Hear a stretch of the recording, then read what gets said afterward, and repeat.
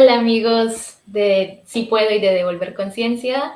Buenas noches, buenas tardes, buenos días, según el día y la hora en que nos vean. Estamos aquí en un nuevo capítulo, esta vez de ¿Y qué tal un doctorado?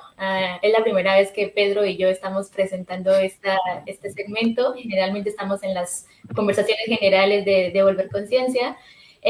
Pero hoy estamos en los capítulos especiales que tenemos donde hablamos solamente de estudios de posgrado, de maestrías y doctorados.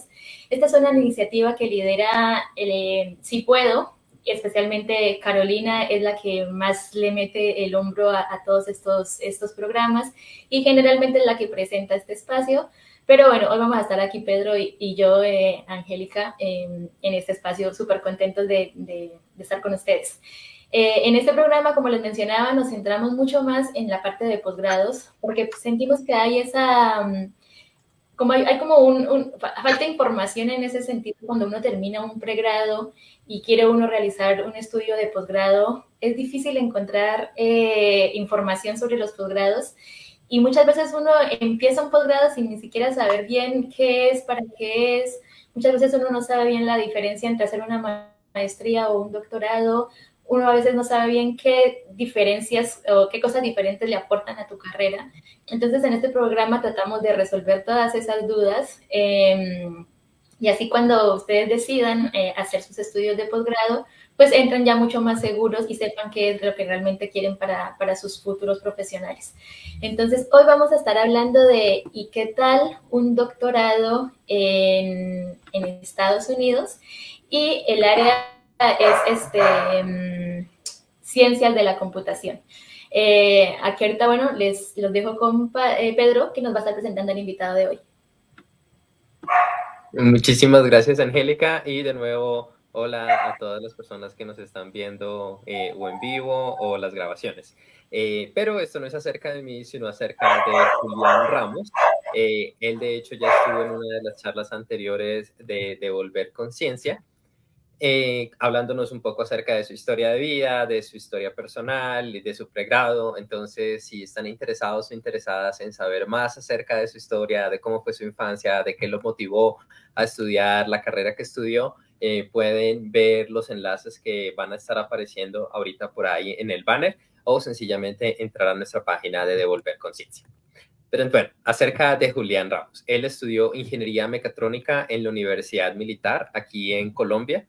Después de eso estuvo haciendo un doctorado en ciencias de la computación y un máster en interacción humano-computadora, ambos en la Universidad de Carnegie Mellon en Estados Unidos. Y actualmente se desempeña como científico investigador para Meta, que es la casa matriz de Facebook, WhatsApp, se me olvida la otra grande, Instagram. Sí, Instagram, gracias, qué pena. Que hace un par de semanas, hoy es 21 de marzo del 2024, estuvo caída, cierto que algunas de esas plataformas y todo, seguramente él fue el culpable, no mentiras. Pero bueno, estamos muy emocionados aquí de que Julián nos cuente más de su historia y de cómo fue el doctorado. Entonces, siento que empecemos, Julián. Un gusto tenerte. Hola, gracias Y por traerme de nuevo. Muy feliz de estar acá. vale, también estamos muy felices de tenernos. Siento que quiero que nos cuentes un poco acerca de ese momento en el que estabas pensando hacer tu doctorado, tu maestría. ¿Fue cuando aún no habías terminado el pregrado, ya habías terminado el pregrado y hablaste con otras personas? ¿Cómo fue esa transición que te llevó a decir, bueno, soy ingeniero mecatrónico y ahora quiero hacer algo más? Quiero Eso continuar fue estudiando. como una decisión larga, porque cuando yo terminé mi pregrado, lo primero que hice fue, yo trabajé como investigador, como joven investigador en la militar, y duré en esa posición más o menos como año y medio. Pero entonces, de hecho, antes de eso, yo me enteré de un programa de pasantía en el Instituto de Robótica de Carnegie Mellon y yo apliqué a ese programa, pero apliqué tarde y entonces, pero no fue ni siquiera mi culpa. Una persona que tenía que darme una carta de recomendación no lo hizo a tiempo. Entonces yo contacté como al director del programa y le dije como, oiga, vea que apliqué tarde, pero fue por eso, no fue mi culpa, a mí me encanta el programa, ¿qué puedo hacer? Y me dijeron como, no, lo siento. O sea, no se puede, pues apliqué el otro año, pero entonces yo para el otro año ya no era estudiante. Entonces yo quedé como, bueno, ¿y ahora qué? Pero bueno, pasó el tiempo, me gradué. Yo, sin embargo, apliqué de nuevo. Yo dije, voy a intentarlo de nuevo a ver qué pasa. De pronto me digan que sí. Y yo apliqué y lo que pasó fue que en algún momento tenían ya alguien que iba a hacer la pasantía. Esa persona no pudo. Y el director del programa se acordó de mí y dijo como, oiga, yo conozco a alguien que tiene un perfil súper similar, pero pues está en Colombia, no es de acá de Estados Unidos, les interesa. Y entonces ellos, por ejemplo, ese grupo, ese laboratorio dijo como, sí. Y empezamos a hablar y me vine para acá y hice una pasantía. Entonces en esa pasantía duré como 4 meses. Después de eso, a ellos les gustó mi trabajo, entonces me invitaron a que volviera, que siguiera con un proyecto que empecé con ellos. Entonces estuve otros 4 meses. Después de eso me dijeron, oiga, ¿a usted le interesa como un trabajo? Y yo, sí. Entonces apliqué a un trabajo como Research Programmer por un año. Y como que en todo ese transcurso, todo ese tiempo, pues fui aprendiendo de todas esas cosas, ¿sí? Como que era un doctorado, para qué eran las diferentes áreas que habían, porque pues, no sé, yo sabía que, o sea, yo sabía que a mí me gustaba la robótica y la inteligencia artificial, pero no sabía exactamente en qué especializarme, porque hay muchísimas cosas y son todas muy diferentes. Entonces, a medida que empecé a trabajar con todos estos profesores de acá de Carnegie Mellon, ahí fue aprendiendo más acerca de las áreas, los diferentes temas. Y entonces ahí encontré como, ok, a mí me gusta más como no necesariamente la robótica, como que me gusta más es machine learning en general y la parte de algoritmos y todo eso. Y después de eso, bueno, y trabajé como research programmer haciendo machine learning por un año. Hice varios proyectos interesantes. Uno, el que más me acuerdo es uno en el que teníamos unos datos de una playa de Disney, donde con un sensor que arrastraron por la playa, lo que hacen es como que obtienen una imagen de lo que está por debajo de la arena, ¿sí?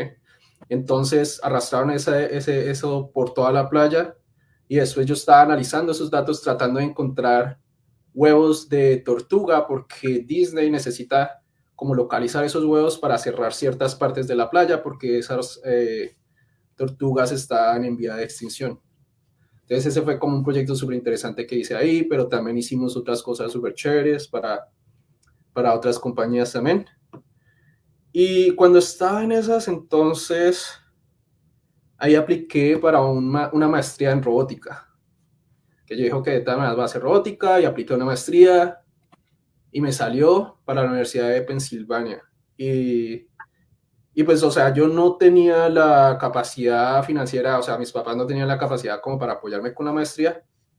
Entonces, lo que yo hice fue en la Universidad de Pensilvania, conseguí un profesor que me iba a pagar la maestría y me iba a dar un salario y pues todo. Entonces yo estaba como, wow, súper. Y sí, se suponía que iba a empezar mi maestría como en julio de ese año. Pero entonces, como ya cerca la fecha que me iba a devolver para Colombia, porque tenía que devolverme para Colombia, cambiar de visa y hacer otras cosas, cuando me iba a devolver me encontré a ese profesor allá en Carnegie Mellon y yo ve y sé qué hace aquí porque pues él es de otra universidad, de la Universidad de Pensilvania. Y él me dijo, no, es que estoy aplicando para profesor acá. Y yo, oh. Porque pues cuando sucede, pues los profesores llegan y se van y a veces se pueden llevar los estudiantes, a veces. Pero digamos, yo todavía no era su estudiante, pues yo pasé y todo, pero no. Y pues sí, él pasó como profesor allá, entonces yo quedé en el aire. Porque ya entonces, o sea, pasé de tener una maestría súper clara que iba a hacer con todo pago, ¿sí? Que no tenía que pagar las materias, no tenía que pagar nada, iba y me iban a pagar un salario. Quedé como sin nada. Entonces ahí yo quedé como, wow, ¿y ahora qué hago? Porque pues no tenía otro plan. Yo ya, pues eso era, se suponía que eso era lo que iba a hacer. Tatico, una pausa aquí, siento que es muy importante, sobre todo para las personas que nos están viendo. En Estados Unidos pasa muchísimo que las maestrías no le pagan a uno y de hecho uno tiene que pagar.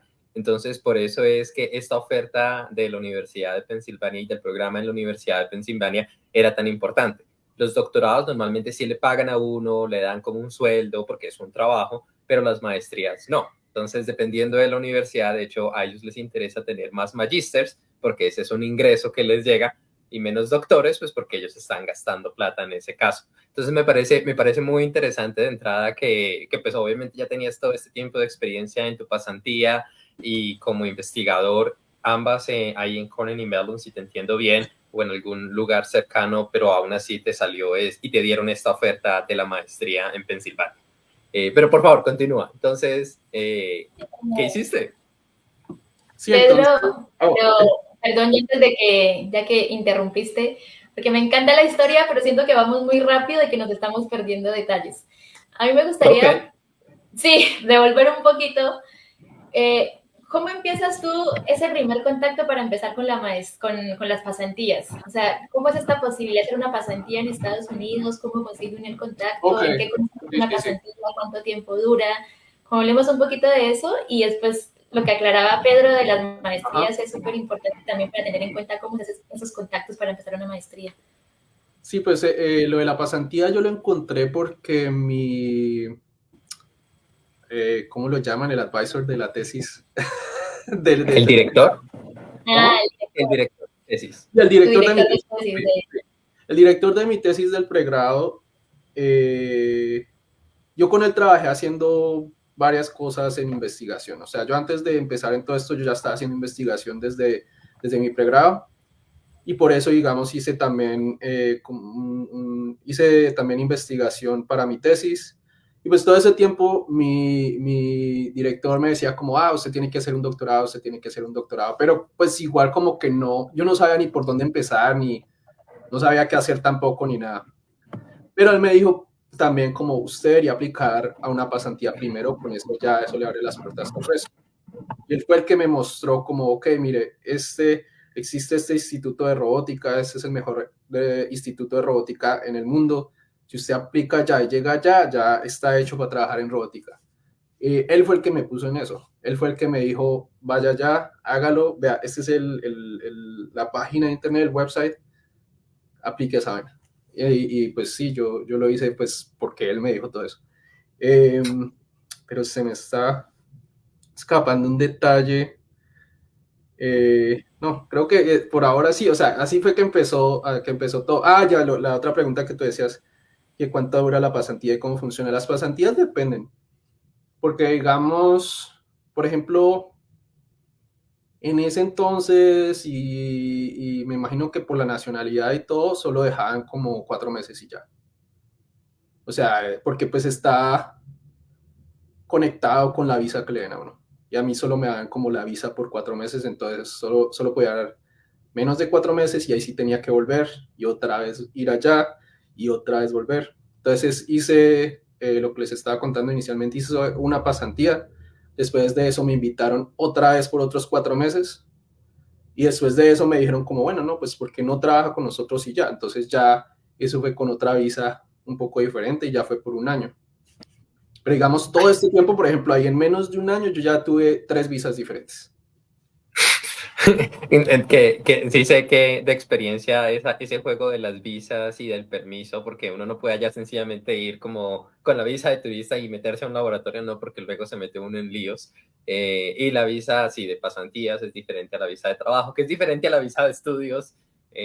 Pero hay una cosita tantico que no me quedó clara. Entonces, tu advisor, tu director de tesis del pregrado, él te dijo, este grupo de investigación es el gran, ahí es donde están él los me dijo chacos, como... o él tenía los contactos y No.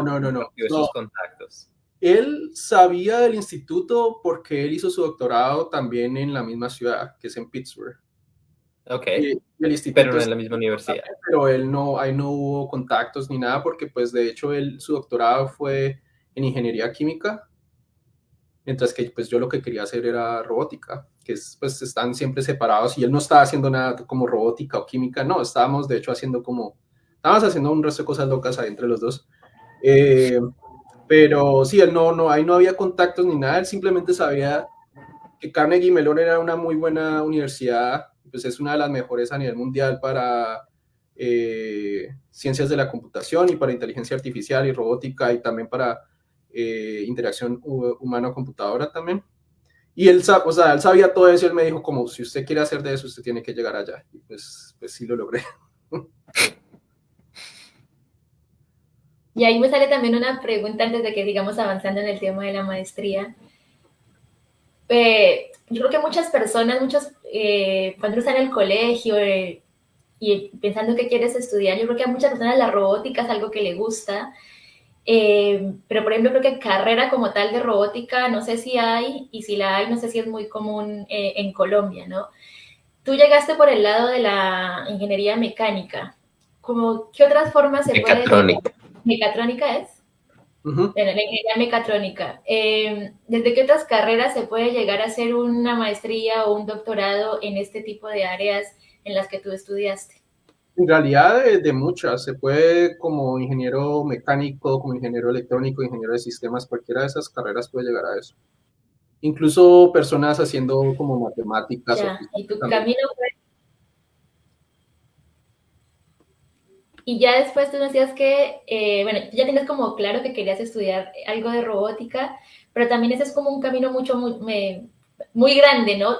No un camino, sino un tema muy grande, ¿no? Entonces también ahí tenés robótica, también nos hablaste un poco de inteligencia artificial, nos hablaste de realidad aumentada. Todo eso son como estudios diferentes, o uno haciendo tu doctorado te puedes dedicar a todo este tipo de áreas, o cómo se ubica uno un poco, si uno quiere empezar a estudiar algo de esto, cómo te ubicas un poco en todas estas posibilidades.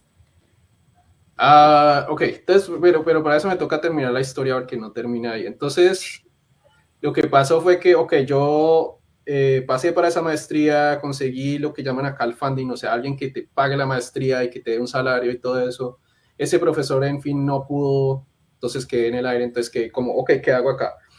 Entonces yo dije, no, pues voy a empezar a hablar con gente acá en la universidad, en Carnegie Mellon, a ver si hay alguien que esté contratando alguien como yo, un research programmer, un programador de investigación. Entonces empecé a hablar con varios profesores y encontré un profesor en el Instituto de Interacción Humano-Computadora, o sea, en el Human Computer Interaction Institute, y hablé con él y él necesitaba un research programmer. Entonces hablamos ahí y ya me contrató básicamente el mismo día y sí, empecé como la otra semana básicamente. Entonces, básicamente yo ya me devolvía para Colombia y pues no, todo eso cambió. Entonces, ya no me volví para Colombia y me quedé acá. Duré trabajando como research programmer por 5 años y después de eso sí fue cuando ya decidí hacer mi doctorado. Pero entonces todo ese tiempo yo lo que estuve haciendo fue, primero pues me di cuenta, por ejemplo, que, ok, sí me gustaba el Machine Learning y la inteligencia artificial, pero digamos la parte de lo que se llama modelado, que es crear como nuevos modelos de inteligencia artificial, esa parte como que no me gustaba tanto, sino me gustaba más la parte aplicada, que es coger uno de los modelos de inteligencia artificial y aplicarlos a diferentes problemas. Entonces eso, o sea, ahí como que aprendí eso.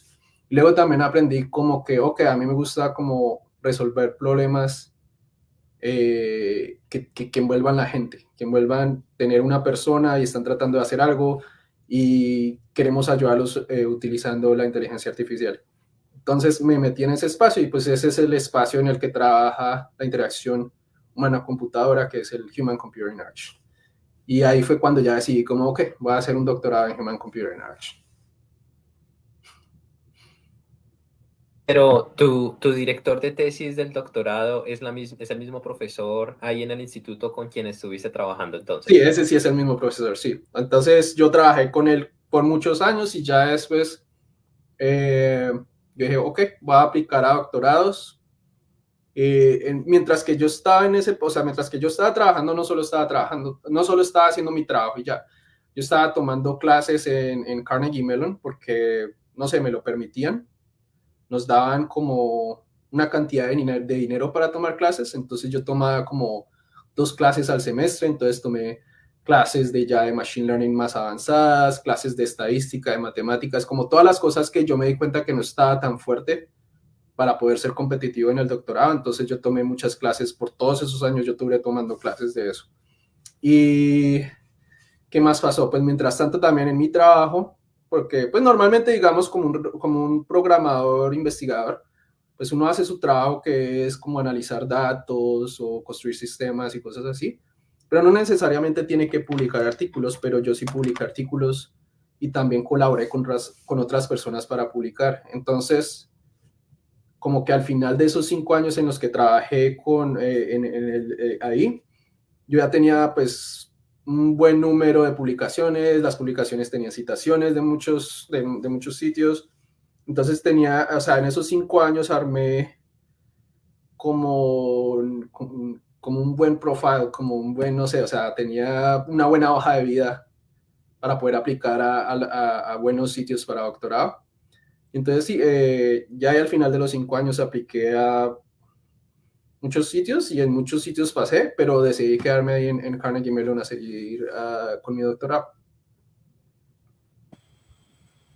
Siento que nos estás presentando un esquema bien diferente, por ejemplo, al que fue el mío cuando me fui a Estados Unidos o el que muchas personas, porque te fuiste, hiciste pasantía, estuviste trabajando por 5 años, que pues como estabas trabajando directamente en un instituto de investigación de una universidad, pudiste tomar estas clases adicionales, que es una gran ayuda que es común en Estados Unidos. Y de ahí sí hiciste el doctorado. O sea, en realidad cuando empezaste el doctorado ya prácticamente habías hecho un doctorado, pues por 5 años de experiencia de investigación, publicando y todo, y de tomar clases. Lo único es que no estaba en la estructura de una tesis, me imagino.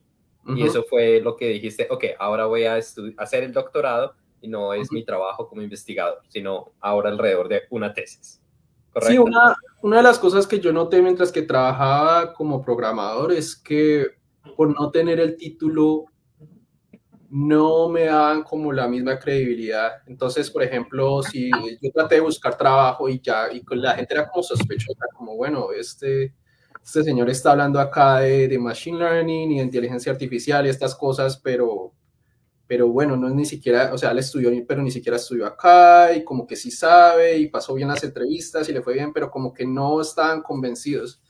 Y eso es algo que, digamos, un doctorado brinda. Cuando alguien aplica a una compañía y tiene un doctorado, es como, ok, esta persona va a poder hacer lo que lo pongan a hacer y ya. Independiente de que lo haya estudiado o no, es una persona que va a poder ir y aprender sola de cualquier tema y aprender ese tema de fondo y va a hacer un buen trabajo. Entonces eso es lo que le da a uno un doctorado. Y por eso en ese entonces yo también dije como, ok, voy a hacer un doctorado porque pues no hay forma de seguir avanzando si no lo hago y ya. Ok, interesante.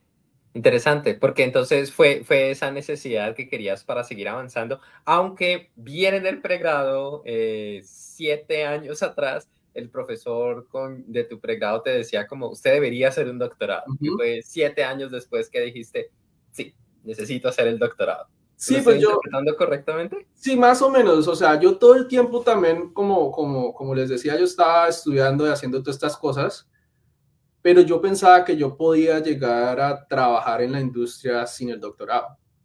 ¿Sí? Porque finalmente yo vi como que en algún momento yo dije, bueno, yo tal vez no necesito el doctorado porque pues ya hice publicaciones, ya hice todas estas cosas, estaba aprendiendo, me siento bien como para poder conseguir un trabajo y seguir como investigador sin necesidad de un doctorado. Y muchas personas acá también hacen eso.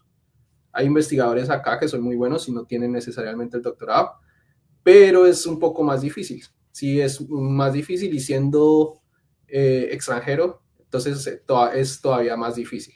Entonces, sí, yo ahí me di cuenta de todo eso. También habían cosas que como que yo quería hacer más avanzadas, que también dije como, ok, esto no lo puedo hacer en industria, esto no lo puedo hacer como programador y ya, porque yo quería empezar a trabajar en un área que se llama salud móvil, que esa es la traducción, pero no sé. Y la idea es básicamente poner la inteligencia artificial en los celulares para que le ayuden a la gente a, por ejemplo, a que sean más saludables, a que duerman mejor, a que mejoren en algún aspecto de su vida utilizando la inteligencia artificial. Entonces, mi doctorado fue centrado en esas ideas. Y eso era algo que yo sabía que iba a ser muy difícil hacerlo en cualquier otro lado. Por eso también quise hacer el doctorado Y sí, esa fue mi tesis, por ejemplo. Entonces, no hubo como un momento, no hubo como una cosa que fuera como, oh, sí, es que me desperté ese día y decidí hacer. No, o sea, son combinaciones de cosas que pasaron en diferentes momentos. Julián, y por ejemplo, para hacer un doctorado en Estados Unidos, ¿te piden previamente tener maestría? No siempre es necesario, y en tu caso, no, ¿cómo fue eso? No, para los doctorados acá, los requisitos, pues por lo general es tener un pregrado. Y cuando yo apliqué a mi doctorado, el requisito también era presentar varios exámenes. Entonces estaba el GRE o GRE, ese era uno de los exámenes. El otro examen era el TOEFL, que es un examen de inglés, que es también súper común. Las notas, entonces también como que miraban que uno tuviera un promedio mínimo. Entonces, y la otra cosa que piden siempre recomendaciones, cartas de recomendación, que un profesor o alguien de la industria te escriba una recomendación diciendo como, oh, esta persona es súper talentosa, es súper buena, ha hecho este tipo de trabajo, yo creo que va a ser un buen candidato para tener un doctorado. Entonces, esos son como los requisitos. Y Julián, pues, o sea, unos de y, estos son más difíciles que otros. perdón, y el examen este lo he oído, el GRE. En ese, ¿qué te preguntan? ¿Ese es como un examen general? ¿Lo piden en todas las carreras o es específico por programas? ¿Cómo es Ese más? tiene varias versiones. El que me tocó a mí es la versión general. Y en esa versión general lo que hacen a mí me parece que es casi un examen de inteligencia en cierta forma, como de IQ, porque y te evalúan el lenguaje, te evalúan la parte de matemáticas, te evalúan, ¿qué más? No recuerdo qué más. Verbal y razonamiento escrito. Y la parte de escritura. Matemáticas, verbal y razonamiento escrito. Sí, y la parte de escritura. Entonces evalúan todas esas áreas, entonces es casi IQ, casi de un examen de inteligencia. Pero, no sé, o sea, cuando yo tomé la primera vez ese examen, a mí no me fue como, pues, no me fue mal, pero digamos, para pasar en Carnegie Mellon había que sacar básicamente casi que el puntaje perfecto. Entonces, este examen en ese entonces tenía un total de 800 puntos, yo me saqué 780. Y pues eso era como lo normal para pasar. No era ni siquiera como, oh, wow, le fue súper bien. No, es como, sí, todos los que pasan a Carnegie Mellon o los que consideran para que entren a Carnegie Mellon tienen ese puntaje. Entonces, solo para que lo consideren a uno tiene que sacar ese puntaje. Y el TOEFL, pues lo mismo. Y después de eso, ya cuando, digamos, lo empiezan a uno considerar para la admisión, entonces empiezan a mirar las cartas de recomendación, qué más ha hecho la persona, etc. Y pues en ese caso, digamos que mi hoja de vida pues ya era fuerte porque tenía publicaciones, las publicaciones con citaciones en buenos sitios, en muy buenas conferencias. Entonces todo eso ayudó, pero sí, antes de eso, sí, definitivamente tocó presentar el examen, estudiar para el examen, porque el examen en realidad es de saber responder preguntas, no es acerca de conocimientos, es más como cómo puedo responder esta pregunta en segundos, sin a veces ni siquiera responder la pregunta. O sea, a veces, por ejemplo, te ponen operaciones matemáticas, salen las opciones y tú simplemente estimas como, ok, ¿cuál de estas no es una respuesta correcta? Ya decides, ok, esta es la correcta. Claro, un poco parecido al ICPES guardando las proporciones, ¿no? Siento que hay algunas cosas aquí que definitivamente sí quiero comentar, porque en mi caso también me tocó tomar el GRE un poco más recientemente porque ya la estructura de 800 puntos cambió. Todo es computarizado. Una de las grandes cosas es que si tú respondes una pregunta bien, la siguiente es más difícil, la siguiente es más difícil, la siguiente es más difícil, porque quieren precisamente mirar como ese progreso de conocimiento que tú tienes. Y efectivamente lo que dice Julián, dependiendo de la universidad, dependiendo del programa, le piden a uno ciertas calificaciones, ¿no? Y por ejemplo, aún en general, Digamos, si tú te vas para ingeniería, van a pedir más de la parte de matemáticas que de la parte de verbal y de razonamiento escrito. Pero si te vas a unas humanidades, te van a pedir es más de los otros.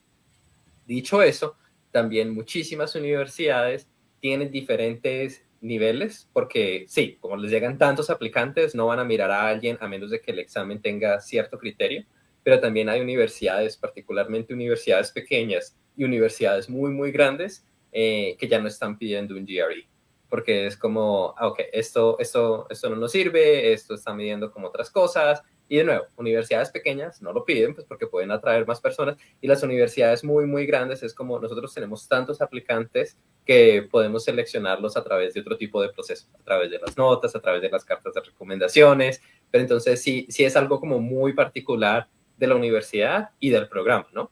Porque lo que tú mencionaste no es para todo Carnegie Mellon, sino para el programa al que entraste, porque diferentes dependencias, diferentes programas seguramente tienen requisitos diferentes de los puntajes. ¿Y ese examen tiene como unas fechas? ¿O se puede presentar en cualquier momento? ¿Tienes que escribirte? ¿Cómo es eso? Más o menos, cuando yo lo presenté, habían ciertas fechas específicas, pero era seguido, era como cada 2 semanas o algo así. Ah, bueno. Y pues el que yo presenté también era computarizado también, y también era adaptivo, que entonces sí, si tú contestas una pregunta bien, entonces la siguiente es más difícil y más difícil y más difícil. Sí. Interesante. Y bueno, entonces... Lo otro que quería agregar es, basado en lo que Pedro estaba diciendo, una de las razones por las que han decidido quitar todos estos exámenes es porque discriminan. Porque sí, o sea, esos exámenes no son gratis. La verdad es que son costosos. Son costosos. Y si no te va bien, pues tienes que tomarlo de nuevo y tomarlo de nuevo y tomarlo de nuevo. Y todo eso, pues vale.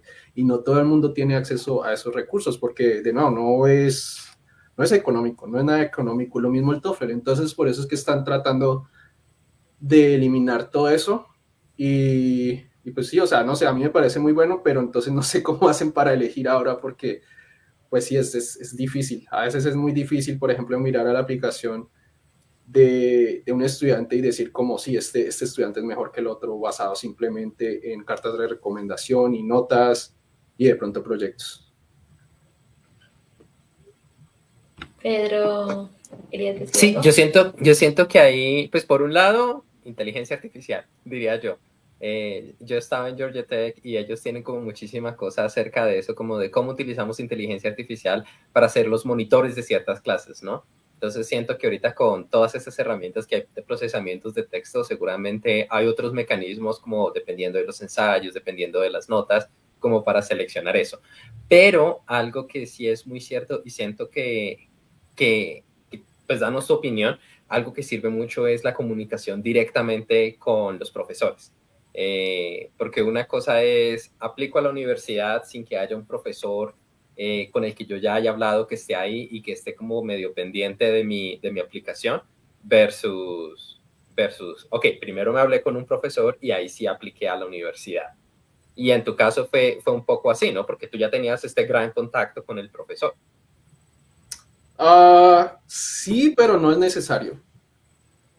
Pero definitivamente esa yo creo que es la forma más fácil de hacerlo. Pero entonces, o sea, hay diferentes formas de lograr lo mismo. Por ejemplo, en mi caso, pues sí, yo empecé a trabajar con mi director de tesis de doctorado desde mucho antes de empezar el doctorado, ¿verdad?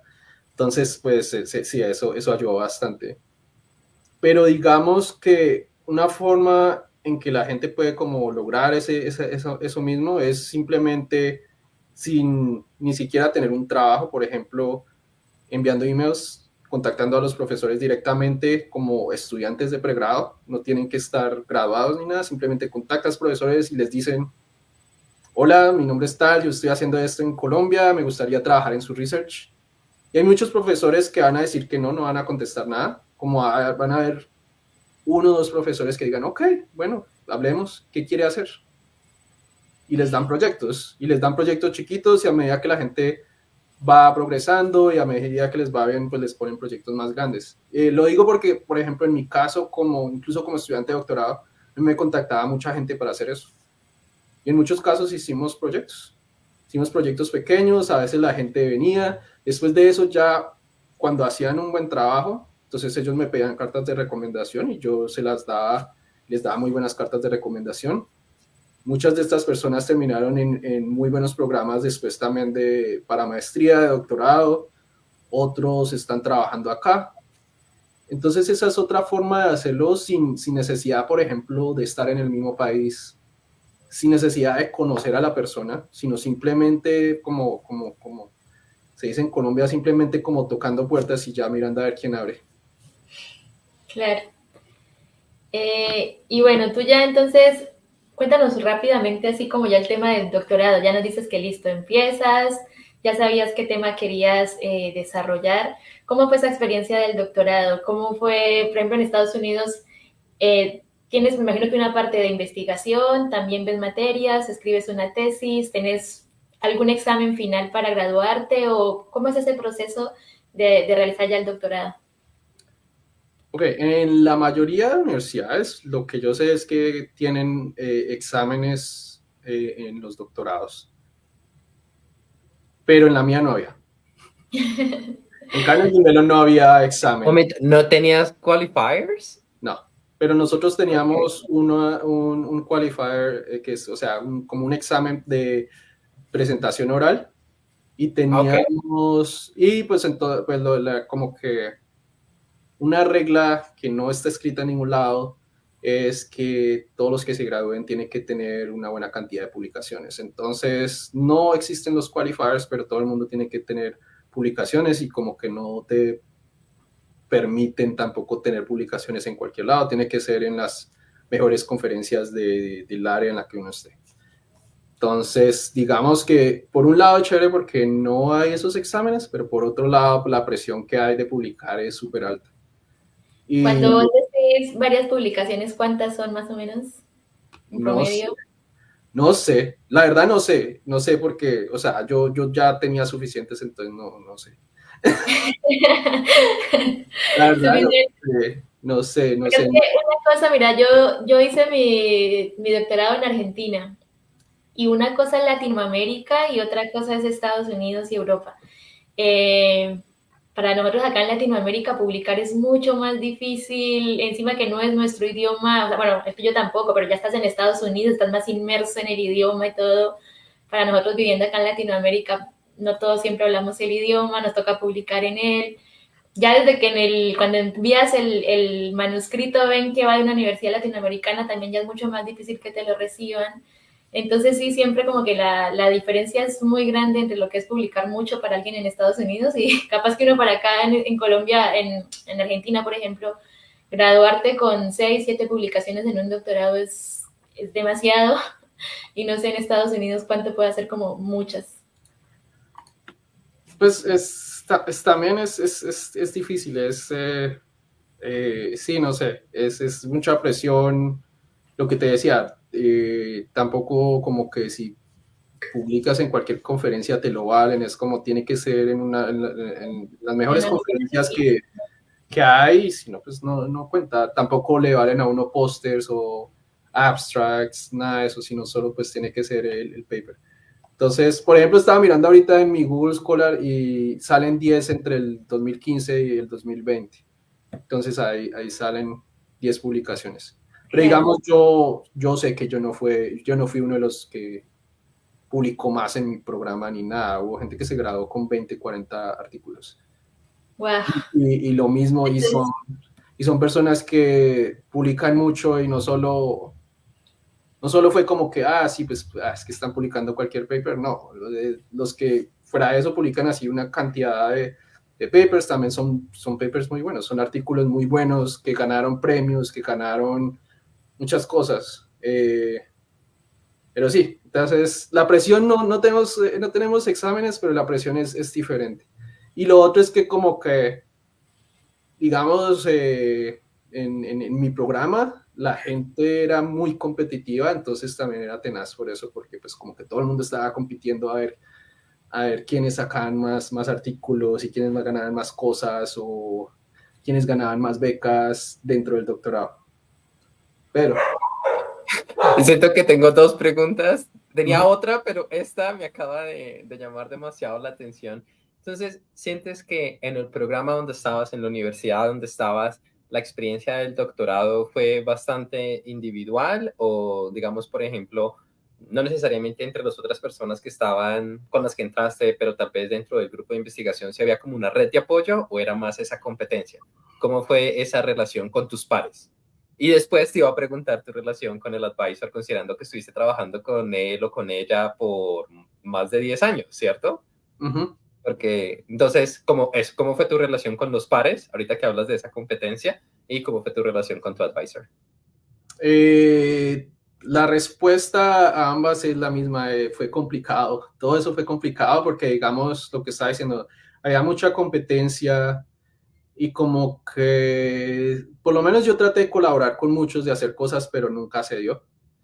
Nunca como que sucedió. Y pues sí tenía amigos, pero como que con ellos, ni siquiera con ellos, o sea, hicimos proyectos juntos ni nada de eso. Tratamos, pero no, como que no funcionó.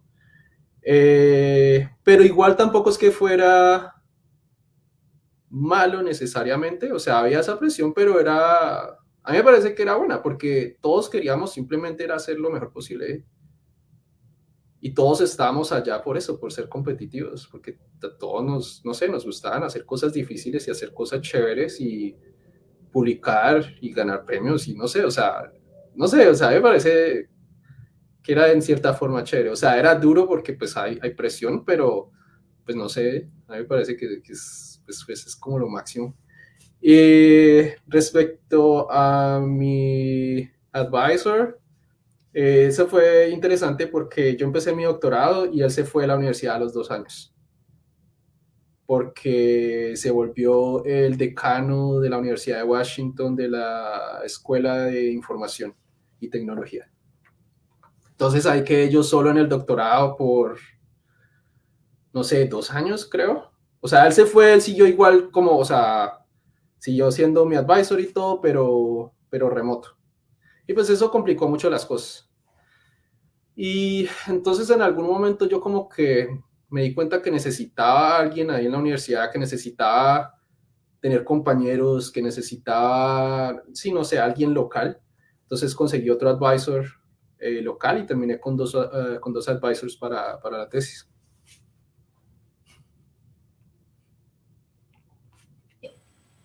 Ahí.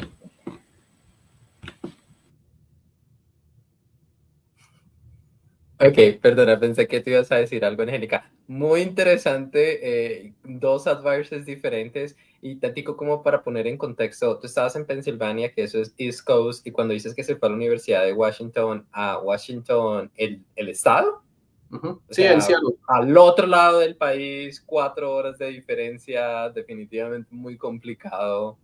4 horas de diferencia no de viaje, sino del horario, de que así que aquí son las 8, allá ya son las 12. O sea, bien complicado y pues si no, definitivamente te tocaba otro advisor. Pero bueno que pues hayas logrado conectar eso. Cuéntanos un poco acerca de cómo fue esa relación con tu familia, con las otras personas, porque definitivamente te escuché decir que sí tenías tus amigos que como colaborar no lograron como que algo surgiera, pero ¿cómo era tu experiencia social mientras estabas haciendo ese doctorado todos esos años allá? No, pues, o sea, bien.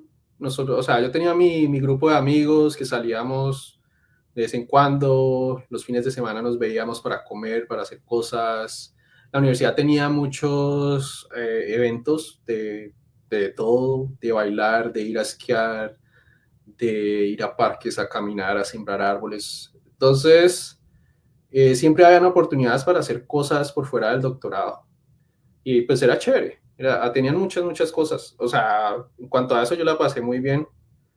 Yo todo el tiempo, digamos, en el doctorado, bueno, eso también, digamos, fue algo diferente porque la mayoría de gente en el doctorado era más joven que yo.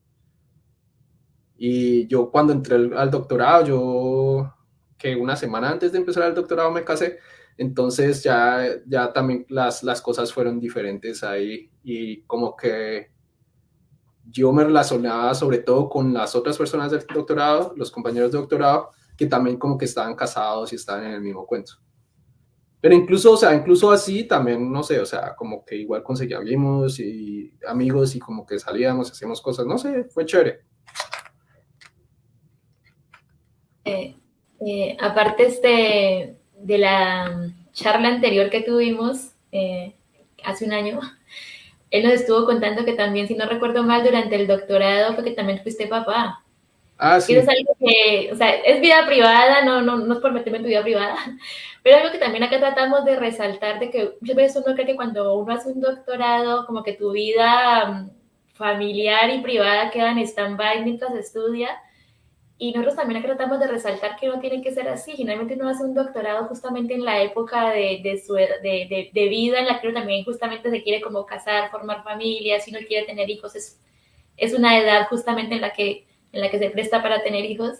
Entonces, chévere como ver esos ejemplos de cómo uno puede como equilibrar todo esto, ¿no? El doctorado, la familia, los hijos. Eso es como algo también que lo pueden tener como referencia. Sí, sí, el doctorado también fue complicado también por eso, porque digamos, pues yo me casé a los 3 años de empezar, no, 2 años de empezar el doctorado, nació mi hija, y a los 3 años después nació mi otro hijo.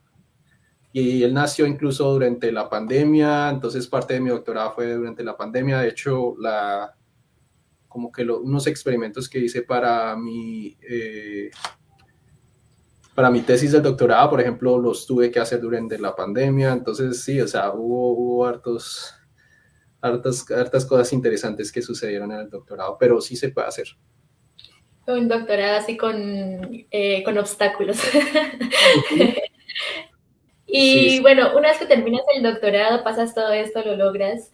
¿Cómo es esa vida laboral ya? Después de que terminas el doctorado, ¿cómo consigues trabajo? ¿Cómo empieza esa búsqueda? Y aparte de esto de que nos estabas contando de que son como varias líneas, inteligencia artificial, temas de cómo se aplica en salud, realidad aumentada, ¿cómo empiezas a decidir en qué quieres trabajar, en cuál de estas líneas trabajar y buscar ese trabajo? uh-huh. Cuando yo me gradué, yo apliqué básicamente a todas esas áreas. Yo apliqué al área de salud, apliqué para el área de Machine Learning y también apliqué para trabajos más centrados en interacción de humano-computadora. En ese entonces, como era todavía la pandemia, yo me gradué en el 2021, pero pues en realidad cuando uno se va a graduar del doctorado, uno empieza a buscar trabajo casi 6, 8 meses antes de graduarse. Entonces yo empecé a buscar trabajo más o menos en octubre, noviembre del 2020 y en febrero o marzo ya sabía en qué sitios había pasado, ¿no? Entonces fue tenaz porque como todavía era la pandemia, en ese entonces, no sé si recuerdan que muchas compañías empezaron a no contratar gente y bueno, no sé, fue difícil. Entonces, por ejemplo, yo apliqué para trabajos en Apple y ahí había aplicado para 2 posiciones diferentes. Una era en salud y inteligencia artificial, la otra era más inteligencia artificial. En una de esas me dijeron como no, ya ahorita no estamos contratando a nadie, qué pena. Yo ya había hecho como casi todas las entrevistas. El otro lado me dijeron como, ah, no, qué pena, es que nos reorganizaron, el director de todo esto ahorita se fue, no sé qué, entonces pues hasta aquí llegamos. Entonces ahí, por ejemplo, ahí no pasó nada con Apple. Eh, un sitio de salud que apliqué, lo mismo. Otro sitio de salud que es una prestadora de servicios de salud gigante en Estados Unidos. Lo mismo, pasé un montón de entrevistas y al final me dijeron, no, no estamos contratando ahorita, toca que mire a ver de pronto en 6 meses. Y yo no. Y entonces ahí fue cuando me contactaron de Facebook. Tuve mis entrevistas, me fue súper bien, pero como que se desaparecieron, nunca me dijeron nada. Yo ok, aquí tal vez no pase y ya. pero nunca me dijeron absolutamente nada, pero pues todo me fue muy bien. Entonces, mientras tanto, yo estuve en el proceso con Philips, los de los electrodomésticos. Ellos también tienen un área de salud, entonces yo iba para un grupo de salud, me ofrecieron un trabajo, ellos me dieron una oferta de trabajo y pues se suponía que yo ya iba a trabajar con ellos como creo que era Machine Learning Scientist en Philips, pero los de Meta me contactaron y me dijeron, sí, ¿qué pasó? ¿Qué felicidades? Y yo, what? Quedé como, ¿en serio? Entonces, en ese entonces yo no sabía qué hacer, no estaba seguro si irme para Philips o irme para Meta, pero la mayoría de gente, el consejo que me dio fue que me fuera para Meta porque es una compañía de tecnología mucho más grande, con más recursos, con más de todo. Me dijeron, no, allá usted va a conocer tal vez más gente que esté interesada en lo que a usted le gusta, allá tal vez tenga más oportunidad de crecer. Entonces, pues ahí me decidí por Facebook por eso. Y bueno, también en ese entonces como que lo que más me interesó fue la razón, o sea, me querían para trabajar en un equipo muy específico. Y en este equipo lo que ellos se inventaron fue es como un reloj que tú te pones acá, ¿verdad? Sí, es como un watch. Y es una banda, te la pones acá y eso te lee la activación de tus músculos. Porque cuando uno mueve los músculos hay una señal eléctrica que viaja desde tu cerebro por toda la espina, ¿cómo se llama eso? La médula, espina La dorsal, la médula. médula. Eso, baja por la médula, corre por tu brazo y llega hasta acá esa señal y activa los músculos. Entonces ellos inventaron esta banda que lee esa activación de los músculos y a mí me querían para trabajar en la interpretación de esas señales, no en la interpretación de esas señales, pero más bien en, ok, tenemos esas señales acá, ya tenemos un modelo de inteligencia artificial que las interpreta. ¿Qué hacemos con esas señales? Ahora, ¿qué hacemos? ¿Qué carajos hacemos con esa vaina? Entonces, cuando me dijeron a mí todas esas cosas, y yo, como, ¿qué? Que ustedes tienen y que funciona, o sea, no sé. Entonces, ahí fue cuando yo también quedé como, no, yo tengo que ir a ese equipo a ver ese tipo de tecnología la han intentado por muchísimos años, muchas compañías, muchas universidades, y a casi nadie les ha funcionado. Es muy difícil que funcione. O si funciona es por medio de métodos que son muy invasivos. Entonces tienen que instalar cosas como poner electrodos directamente en estas partes o incluso en el cerebro o en la médula y pues ahí funcionan. Pero en este caso no hay que hacer nada de eso. Tú te pones una banda y ya. Entonces eso es de hecho en lo que duré trabajando el primer año en Meta. Hicimos muchas cosas súper chéveres, súper espectaculares, que en algún momento van a salir como productos para todo el mundo. Ok, no, la verdad es muy interesante esas cosas que estuviste trabajando, que además eso fue ya hace unos años, entonces estoy tentado a preguntar, bueno, ¿y qué están haciendo ahorita? Pero es probable que no puedas decir qué estás haciendo ahorita, o si puedes. A un nivel muy general. Ok, ¿qué estás haciendo ahorita? A un nivel muy general. Entonces, lo que les estaba contando, tenemos esa banda, ¿verdad? Y la idea es que tú haces esto, y todo esto ya es público. Entonces, con esta banda, tú te la pones y haciendo, por ejemplo, este tipo de gestos, tú puedes controlar. La idea es que controles una computadora, pero específicamente es que controles unas gafas.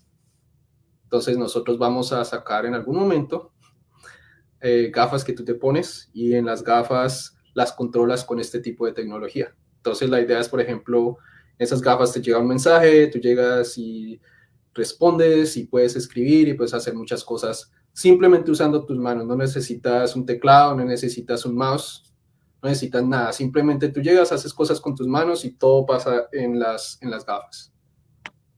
Entonces yo que estoy trabajando en este momento es como la expansión de todo, de más formas de interactuar con las gafas y hacer más cosas útiles. Que la verdad, muy, muy, muy interesante. Siento que ya estamos llegando al final de la hora. Hay una pregunta en los comentarios que me parece muy importante que hagamos y es cuando estabas, y fue en medio de la pandemia, ¿no? Cuando estabas considerando todas estas empresas, en qué trabajar y todo eso, ¿en algún momento consideraste empleos en Colombia? La verdad es que no, no lo hice. Pero la razón no es por la que de pronto la mayoría de la gente piense. En ese entonces, pues yo ya tenía 2 niños, mi esposa es americana, entonces ya es mucho más difícil como pensar en volver a Colombia porque pues ya básicamente empecé una vida acá. Si, digamos, mi esposa no hubiera sido de acá y no hubiéramos tenido niños, no sé, tal vez las cosas hubieran sido diferentes. Pero otro factor que es importante es que, digamos, al nivel profesional al que he llegado, a los temas en los que trabajo, es muy difícil conseguir trabajo en otros países incluso. O sea, no solo en Colombia, sino básicamente por el tipo de trabajo que yo hago, yo puedo conseguir trabajo en Inglaterra, Alemania de pronto, Estados Unidos, Japón, no sé. Son muy poquitos países, o sea, en cierta forma es raro porque en vez de aumentarme los sitios en los que puedo trabajar y los países, de hecho lo redujo porque lo que estoy haciendo ahora es muy especializado. Incluso en este momento, no sé, a veces pienso como, ve, yo ahora, no sé, si me tocara conseguir trabajo en este momento, ¿ahora qué hago? Porque me dediqué a hacer todas estas cosas de cómo interactuar con las gafas inteligentes, cómo usar estos tipos de señales que nadie más está haciendo. No hay nadie más haciendo esto. No, Ay, o sea, hay compañías haciendo lo de las gafas, pero esta otra parte no. Ese es casi único de nosotros. Pero estoy pensando, por ejemplo, no sé, con estas cosas de Elon Musk y la de conexión, que tal cual, de hecho, eso sí están haciéndolo súper invasivo y es implantar, pues, implantes tal cual. De todas formas, pues, no es directamente lo mismo, pero es relativamente cercano. O sea, sin lugar a dudas, hay muchísimos campos por ese lado. Me parece muy, muy interesante. No sé. mm, bueno, a mí me parece como muy loco, a ver, o sea, cuando uno piensa en las opciones que tú tenías de empresas para trabajar, ya es como muy guau, o sea, tus opciones eran lo último de lo que está en tecnología, pues esas eran tus opciones. Así que ya a partir desde ahí ya es muy difícil que en otra parte puedas conseguir algo. Obviamente, sea en Colombia no hay cómo competirle a eso. Y no es solamente un tema de sueldo, de dinero, de lo que sea, sino que es lo que te gusta hacer y eso es como estar en la vanguardia de las cosas y no puedes hacerlo desde otra parte. Y lo mismo lo que tú decías ahorita, si te tocara trabajar en otro lugar, yo creo que después de estar como en la meca de lo último que se está haciendo en cuanto a tecnología, en cuanto a avances de inteligencia artificial y todo esto, pensar en irte para otra parte es como, pero sería como, no sé cómo lo ves tú, pero sí sería como, ya estuve en el punto más alto, ahora para dónde voy, no sé, es como, me parece muy así. Yo creo que eso es lo que hace también que muchas personas que quieren realizar este tipo de trabajos o de investigaciones piensan en hacer los estudios en Estados Unidos y trabajar en Estados Unidos porque es que allá están todas estas empresas. Yo te quería preguntar, así como ya un poquito poniéndonos más Voy a agregar trascendentales. una cosa más antes de tu pregunta. Pues el otro factor también es el factor humano, ¿sí? Porque digamos, por ejemplo, en mi equipo es súper diverso. O sea, digamos que no sé qué imagine la gente, pero digamos, de nuevo, como lo que estoy haciendo lo hace tan poquita gente, de hecho, ni siquiera la mayoría de la gente con la que yo trabajo directamente no son ni siquiera americanos, son gente de todos los países. Claro, Entonces también eso a mí me parece súper interesante y, es difícil conseguir gente para trabajar en esas áreas. Lo que dicen a veces en las noticias de como que Sí, que para la gente que trabaja en AI o en ciencias de la computación en general, que es difícil conseguir, es cierto. Todo eso es cierto y digamos que para considerar un trabajo en Colombia, eso tal vez sería un problema porque, o sea, yo solo no va a ser tan bueno como teniendo este tipo de equipos de trabajo. Digamos, en este momento a mí me ha ido muy bien en mi trabajo, pero es por el equipo de trabajo que tengo también, porque ellos son muy buenos también. Y porque ellos también vinieron como de sus países con sus ideas y todo acá a lucharla, a aprender y llegaron también a Facebook. Y pues ahí estamos. Entonces, digamos, en Colombia esa parte tal vez sería un poco más difícil. Sí, no, es que no, creo que no hay una sola empresa pues en Colombia que pueda hacer lo más mínimo de competencia o algo así. Y por eso los grandes cerebros de todo el mundo se van para allá, que es donde están los recursos, donde están las empresas, mejor dicho. Yo Es te quería hacer, difícil, ¿cómo? que es difícil también exactamente por eso, por los recursos. Digamos, acá tienen tantos recursos que se pueden dar el lujo de invertir billones de dólares en ideas locas y ya. Por ejemplo, en el área que yo estoy es una idea re loca, porque la idea es que nosotros vamos en algún momento a darle a la gente estas gafas inteligentes y la gente la va a adoptar. Nosotros no tenemos idea de que eso vaya a funcionar, ¿verdad? Hasta el momento que las lancemos y miremos a ver a la gente si les gusta o no. Sí, digamos, ese tipo de riesgos son riesgos que sí, una empresa pequeña en cualquier lado, incluso acá no lo pueden tomar, es muy difícil, es demasiado. En cambio, por estar en esta compañía tan grande que tiene los recursos, se puede hacer esas cosas y se pueden explorar ideas locas. Entonces, esa es otra cosa también. A veces ni siquiera es el capital humano necesariamente tampoco, porque también hay mucha gente inteligente en todos lados, pero en la parte económica sí puede hacer la diferencia, porque pues claro, las empresas en Colombia van a estar más como, ok, esto es lo que tenemos para hacer de investigación y ya, en cambio acá no se pueden dar ese lujo y ya. Y ahorita que tú mencionabas los riesgos de hacer una inversión tan grande, yo justamente esa pregunta que te quería hacer como ya un poco más filosófica y como desde tu lugar que estás metido en este mundo, alrededor de la inteligencia artificial y de la realidad aumentada y de todo este tipo de tecnología, también se vende mucho miedo. También uno ve mucha campaña publicitaria de que van a quitar trabajos o de que se va a poder estafas, engaños, no sé. Tú que estás metido en este mundo, ¿cómo es ese panorama? ¿Qué puedes opinar sobre esto para los que vemos desde afuera de todo este mundo? Eh, no sé, yo para todas estas cosas y no sé, en general, lo que hay que pensar es que como que todos están diciendo la verdad desde su punto de vista, ¿sí? Pero no es necesariamente tan extrema. Entonces, sí, la inteligencia artificial sí puede llegar a quitarle los empleos a la gente. Eso es cierto.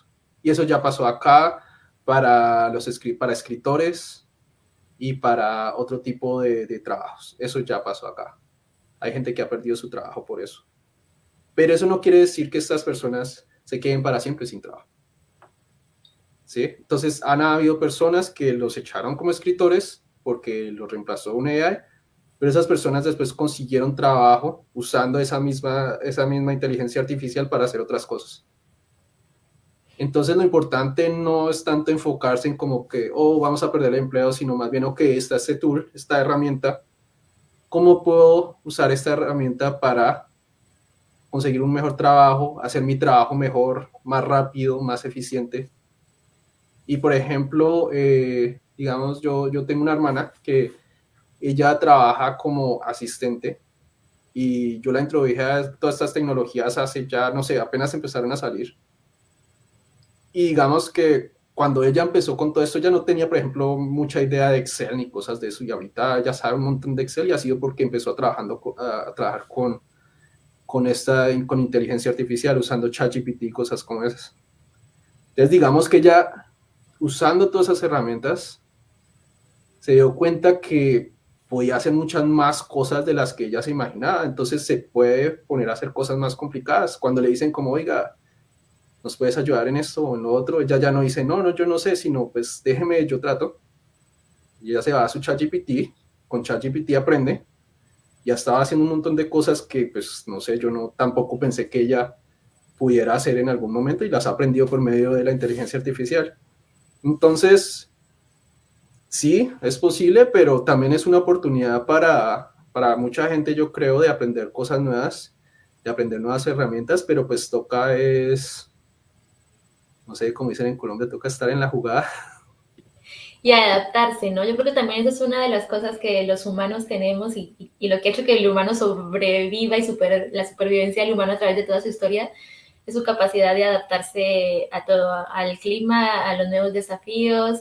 Y bueno, yo creo que también con todas estas nuevas tecnologías iremos dando la vuelta y en lugar de, como vos decís, ¿no? De quedarnos sin trabajo, antes agarrar estas herramientas para realizar mejores trabajos. Yo creo que sí, todo es un tema más de abrir la mente y de querer adaptarse, más que de tenerle miedo y tratar de... Porque esto es imparable, va a pasar. Entonces es más bien cómo nos preparamos y cómo nos adaptamos a toda esta nueva tecnología. Sí, exacto, esto ya ni siquiera es el futuro, esto ya sucedió y ahí está mejorando y está metiéndose en todos los aspectos de nuestras vidas. En algún momento va a ser como tan presente en todo que va a ser como tener electricidad, como tener gas en la casa, como que ya no importa. Y ahorita el problema es que, digamos, estamos en esa transición y pues sí hay mucho miedo, pero es el mismo miedo que hubo, lo mismo cuando, por ejemplo, empezaron a poner electricidad en las casas. Entonces la gente tenía mucho miedo por incendios y cosas así. Cuando empezaron a poner el gas, todo muchos miedos. Es la misma transición, pero en algún momento va a ser normal.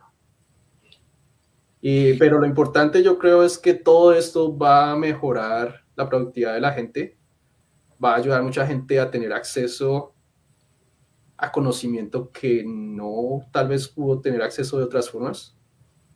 Y creo que mucha gente también va a lograr hacer cosas increíbles porque en cierta forma lo que facilita todas estas tecnologías es que ya no tienes que ser un experto en muchas cosas y solo tal vez necesitas la idea. Entonces, por ejemplo, si en tu cabeza tienes una idea fantástica de una pintura, de un dibujo, de lo que sea, tú la puedes escribir y si logras aprender a manejar la herramienta, va a salir una imagen espectacular por medio de la inteligencia artificial. Lo mismo si tienes una idea de una app, si, no sé, de una canción, de lo que sea. En el futuro yo creo que va a ser más acerca de ideas que acerca de saber cómo hacer cosas. Claro. Uh-huh. Sí, es un cambio de paradigma completamente. Definitivamente va a ser muy interesante que estamos viviendo toda esa gran revolución y pues a lo largo de la historia, ¿no? Todas las generaciones han vivido cierto tipo de revoluciones, pero pues esta es la que nos toca y estamos aquí, ¿no? Hace unos cuantos años no habían celulares inteligentes, smartphones. Cuando yo nací, pues también es que estábamos muy atrasados. En mi pueblo no había electricidad, entonces es como de grandes pasos a diferentes cosas, pero sí va a ser muy bueno ver cómo estas herramientas cada vez llegan más rápido a más personas y pues con las herramientas podemos hacer muchísimo. Esta ha sido una conversación muy interesante, esta parte final acerca de perspectivas de inteligencia artificial y de qué nos depara el futuro. Toda tu historia también ha sido muy interesante. Creo que ya estamos como hacia el final del programa, nos pasamos un poquito, pero no podemos dejarte ir sin una pregunta que de hecho por aquí Carolina siento que nos sintetiza muy bien y es ¿qué recomendaciones les darías a personas de Colombia que en estos momentos están estudiando tal vez ingeniería mecánica, mecatrónica, eléctrica, electrónica y que quieren entrar en este campo de computer science, de interacción máquina, humano, de inteligencia artificial? ¿Qué recomendaciones les darías en este campo de trabajo como de aquí hacia adelante? Lo primero es que tomen muy seriamente sus estudios. Yo creo que cuando uno está en el colegio como que no se toma seriamente nada pues también porque como que uno está aprendiendo cosas y no existe esa conexión entre lo que uno está aprendiendo, o bueno, cuando yo está, de lo que uno está aprendiendo y como que el mundo real, es como que estoy aprendiendo toda esta matemática, pero ¿para qué? ¿Para qué sirve todo esto? ¿Qué voy a hacer con todo esto? ¿Verdad? Entonces eso es uno, como tomarse los estudios seriamente y confiando en que lo que está aprendiendo lo va a usar en algún momento. Entonces, aprender muy bien los conceptos y todo eso. Aprender matemáticas, porque la inteligencia artificial, de hecho, no es muy buena para matemáticas. Entonces, si aprendes matemáticas, ya eso, no sé, digamos que tal vez no les va a quitar el trabajo una AI en el futuro.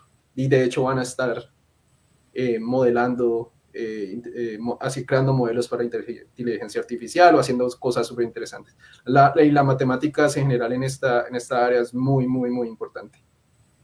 Y no solo como, no sé, como operacional, como ser capaz de hacer cosas con las matemáticas y ya, sino entender muy bien los conceptos y aplicarlos en cualquier área. La otra cosa que yo diría es hacer muchos proyectos en general.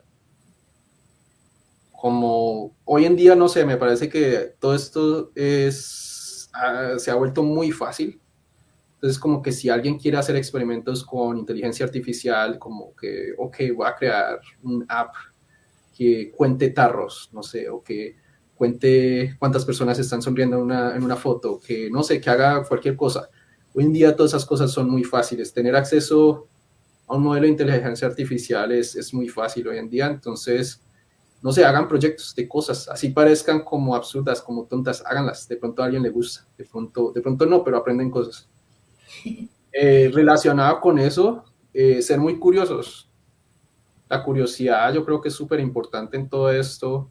Siempre estar explorando, buscando cosas nuevas, leyendo, aprendiendo de todo esto. Y lo último, como definitivamente aprender a programar. Saber programación es súper importante en esta área. O sea, si no puedes programar, no puedes hacer nada en esta área, básicamente.